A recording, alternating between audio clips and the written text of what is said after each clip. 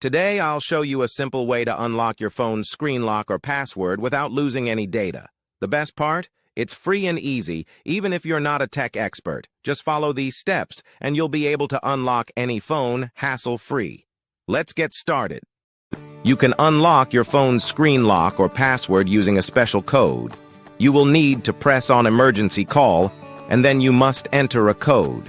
This code is unique to each type of phone and is provided by the phone manufacturer. In this video, we're using a code that works specifically for the type of phone we're demonstrating. Here's how you can get the code. Visit this website that provides unlock codes for free using a unique method. And that's it. Now you can unlock your phone without losing any data. See you in the next video. Bye.